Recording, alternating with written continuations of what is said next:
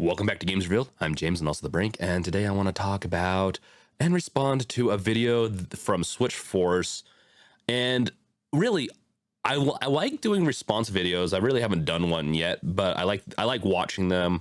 I like seeing what other people's opinions are compared to the person that originally gave the video. What I don't like is toxicity with it, where people just trample on the character and whatnot, but I'm not going to do that today. In today's video, I just want to go over a couple things I think he got wrong and just want to correct it and also give my opinions on the Switch also. So with that being said, make sure to like, subscribe, bash that bell, and make sure to watch the whole thing, because whether or not you agree, you can let me know in the comments. So let's get into it. So first up, I think he gets a lot of points right in this, and I think he gets actually a lot of points wrong.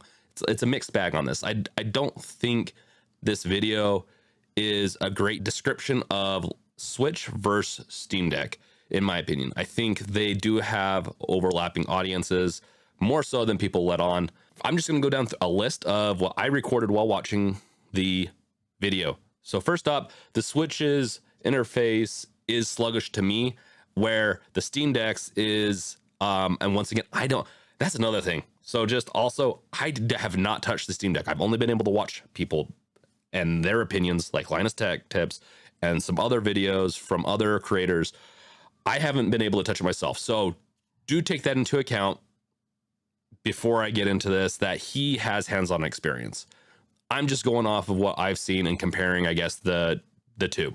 So the UI portion of what he's talking about, I don't agree. And this is actually one of the parts where I kind of agree. Steam could get a little bit better at their interface, but from watching it, they already have an amazing interface. And if you're used to just using the Switch your whole life, then you might have issues with the Steam Deck. I could see that. If Switch is your main system, that's all you care about, then, and you get used to that UI interface and the UX experience, I can understand that. But from my experience, the Switch interface has been garbage. The best thing about it is the launcher. When you first pull it up and you have your games, your recent games played, that is the best part about the Switch's UI. Beyond that, its interface, in my opinion, is kind of garbage. My opinion. I really have struggled a lot. It's very sluggish. It's when I try to load up areas, I can do like it should do better than what it does. I'm really shocked at how poor they could have done an embedded web browser and had it be faster than what the Switch's current interface is. My opinion. Just this is coming from a software engineer. I've done a lot of web and mobile development, and there's a lot of room for improvement with the Switch. That being said, once I downloaded my game and it just works. So I have to admit, the games do work really well on Switch for the most part. So that really, and also he's talking to like the Steam Deck's interface was not designed for the Steam Deck. This adaptation it's adapted from the big picture mode, and it is adapted for the Steam Deck. It is not like they took the Steam OS or the Steam UI from desktop and just slapped it there and did nothing. No, it has a lot of work on it. And from just watching people use it, I really like the new interface and I'm really excited for it. But it might be a little bit much for, let's say, younger kids or just people that want a lot of simplicity. I agree there. You can, so here's one of my opinions, right? You can buy a Switch now. You couldn't buy a Switch back when it first came out. That's just when it first came out. For the first few years, it went in and out of being available. The Steam Deck is going through that right now. I think it's going to even out and be available for people to buy whenever they want, but they're going through the same thing. It's a hot device. Both of them are hot devices. And so I wanted to throw that little injection. He doesn't really talk about the availability, and I actually think that's a big knock against the Steam Deck. But to be fair, the Switch had the same issues, and it probably, we'll see. I can't say for sure. I'm not a oracle, but I think the Switch's issues were just where you could not get a device for a long time. So availability is a big one for me, and I think that was a point he actually could have pointed at, but didn't, and that's okay. Because that's an availability. That's not really about the device itself, I guess, but that's just more or less the comparison. So battery usage, is much more consistent on the Switch. I agree. Like, you can go on an airplane and you can have a pretty long time. I think he's really giving the Switch too much credit with battery life. My battery life on my Switch has definitely going to be better than the Steam Deck, I believe, unless you tweak those settings. Really, you can tweak the settings on the Steam Deck. That, once again, requires you to do something as a user and a player, and that takes you out of the console experience and into the PC, which is fine. And that's where the overlapping audiences kind of maybe overlap and diverge a little bit. But the battery usage on the Switch, 100%, I agree with this. The Switch is going to have better battery life. It's also a much weaker device. It's a much more optimized device. And I think we're going to see better battery life in the Steam Deck as time goes on, as it gets more optimized. It's just the way they went about it's two different ways, right? So, and I can preface, use a battery bank. Even with a Switch, I would take a battery bank with me. If I'm going on a long enough flight, I've been on 10 plus hour flights, battery bank no matter what. My Switch is never going to last that long. My Switch with Witcher 3 and some other games doesn't last past 2 or 3 hours, but that could be just maybe my battery's dying. I don't know. I don't get much better than the Steam Deck on AAA titles. The store has verified and is very well priced. In my opinion, he talks about how the store is not like, I don't know what to play. I don't know what's whatever. It's verified. It has a verified system. You can look through the store, the Steam Deck store, and see what's verified and what's not. I agree. They need to make an option that says, hey, I want a pure verified experience. I only want the top of the top best games. And this is one of those things that can change over time. So yes, the Steam Deck might not do it great now, but over time it could do it much better. But it does have the verification system. People can know what they can and can't play on the Steam Deck. It's not like it's just a wild west. He makes it really sound like you just will never know. So there's that. Now he talks about Witcher 3, and I've already mentioned it. And the AAA titles, they do drain the battery a lot faster, but they also don't look nearly as good. Now I will have to admit, I've seen Doom Eternal, or was it the original Doom? I can't remember, but it did look decent. I was actually surprised that got running on there. But Witcher 3, I loaded it up and I did play it. To be fair, I played it on Ultra on my PC, but I have played it on my portable gaming device, PCs and stuff like that. And I've had to, drop it down to mediums and stuff like that, which is around the recommended preset from my understanding for Witcher 3. You can play between medium and high on the Steam Deck. With the Switch, it looks god awful. It does not look good. I really have a hard time playing that game, and does not run that amazing. It's sluggish and everything. So to be really fair, the AAA titles are the only really good ones, in my opinion, on the Switch. Really are the first party, and that's, he does talk about that a little later, and I'll talk about that a little later. He compares the Steam Deck's highest tier to the Switch, and this is the part that actually really kind of pissed me off the most, because once again, don't have any beef with the guy. I think his video was fairly decent, except for this is one of the parts where I actually get pissed off. He compared prices, and the Steam Deck's base price is $399. And then let's compare it to the newer version of the Switch OLED, and because they're actually storage wise, they're the same. They have 640. They have 600. Oh no, that's way too high. They have 64 gigabytes of built-in storage.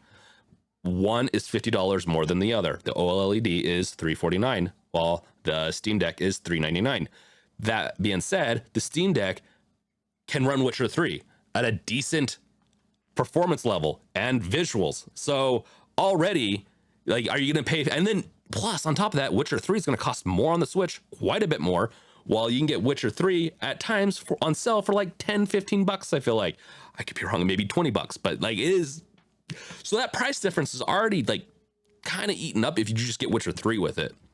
My opinion, that's one of the things you're going to save with that price difference alone. Even if you got the top tier Steam Deck one, you're bringing in hundreds of games that you've potentially bought over the years. I've played both Switch and Steam and PC. I like my Switch. I have lots of games on my Switch, but who knows if they're going to have backwards compatibility with the new devices. With the Steam Deck, you can play your past games, so that might already pay off that, let's say, the highest tier. Let's go with his comparison. The highest tier Steam Deck, it will already pay that off by being able to bring in your old Steam games or Steam sales. the Switch actually has decent sales at times, but they can never beat the amount of games on the Steam store and how their sales are. They're never going to beat that. And so your price alone, if you're trying to compare price, I think you're going to always lose when comparing Nintendo to Switch. Plus, he doesn't go into the fact that you have to pay for a subscription with the Switch to play online and to then access your old games. Like, well, not your old games, because, you know, it's you can't put an emulator on it or, you know, plug in your N64, but you can access essentially emulated games on the device, like N64 games. You would then have to pay another subscription fee. When you're arguing price on this, you're gonna lose when you really put it down onto a spreadsheet and really look at the differences. And maybe one day I'll do that, because the Switch really adds up quickly on how much you're gonna spend on that device. But, you know, I do agree, like, if you're gonna be looking to get as cheap, like, you want one game and you want a cheaper device, then go with the Switch Lite and get one game for it. Yeah, it's gonna be cheaper than the Steam Deck. Most people aren't gonna do that, though. Most people are gonna want more than one game. So in the end, much better deal. And plus, you can go in and use the Steam Deck as a computer. In the end, if you could only have one device to run your life, the Steam Deck is going to just be much better. I know that's not what we're comparing. That's not what he's comparing. I'm ranting. So before I get even more mad about this price difference, let's move on, because it really is like a kind of a joke. And it's the only part of the video I actually really disagree with. Everything else, it's either his opinion, because, you know, UI, opinion based, like, it just all depends on who thinks it's better or whatnot. I definitely think the price, though, is just wrong. It really doesn't cost that much more. He admits the controllers are better, though. So he does admit that the controls and the controller portion is better than the Switch. And I agree. But I mean, I will actually argue for the Switch a little bit on this one. Those controllers can be popped off and put in, configured in multiple different ways. So I really think it's a toss up with the controllers of which one's better for everyone. You know, obviously it all depends. Like, I think in the end, I play my Switch without disconnecting the controllers more often than not. But I play games with my kids. I will pull it out and we'll do dancing games. It's fun. And that's cool about the Switch. It has a lot of family value to it. But for an individual, yes, the controls, the whole system is going to be much better with the Steam Deck. And this is something where I talked about the audiences overlapping, and he really emphasizes that the audiences are different. I actually think the audiences overlap much more. Whether or not it's as much as he or I think it overlaps, and I'm not going to give numbers, but I do think it overlaps a lot more than people let on. I have a Switch. A lot of people that are getting the Steam Deck have a Switch. It overlaps, and it will affect, I think, some of the Steam Deck or the Switch's sales over a period of time. I don't think it's going to completely destroy the Switch. I think they are different enough, but I think Nintendo needs to come out with their Switch 2 or Switch Pro. They need to start doing something. They're not. They think that they can do nothing, and we've seen multiple companies in the past, if they just wait too long, they get screwed in the end. And this is one of those times where if Steam Deck could make it a little bit more attractive for Switch users, it might start eating more into Nintendo's essentially just sales than they realize. So Nintendo, really, you got to watch out, and you got to start doing more. Like, you're already going to make money, and don't get me wrong, like, if you want to continue to make more and more money off the Switch, you're going to start needed being more competitive. And I like seeing competitors, and Switch has been needing a competitor for a long time. And I do think Steam Deck is enough of a competitor, but really time will tell. So let's just let time tell for this. So up next, he talks about how this Steam Deck will never have the games that Switch does. Well, I hate to break it to him.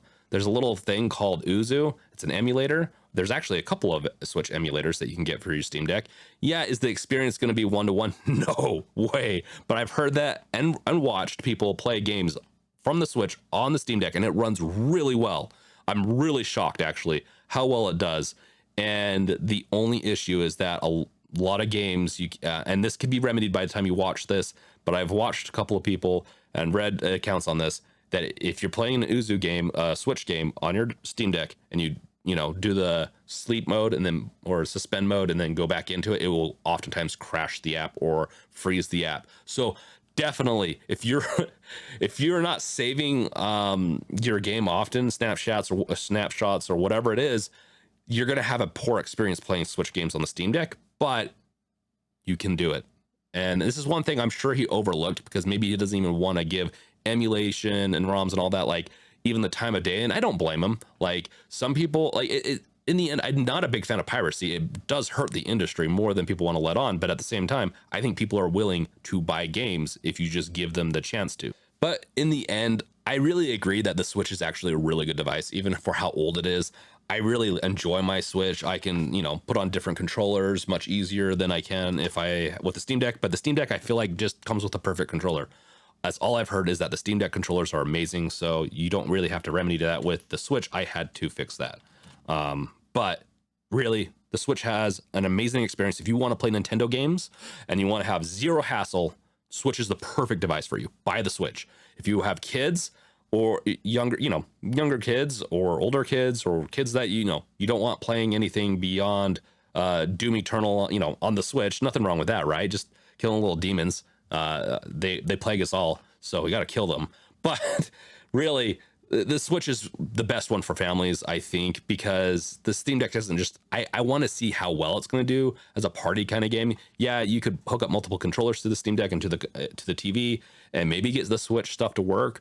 But it's just certain games like the dancing games and just some other games just aren't going to work nearly as well as on the Steam Deck. So in the end, they are two different devices.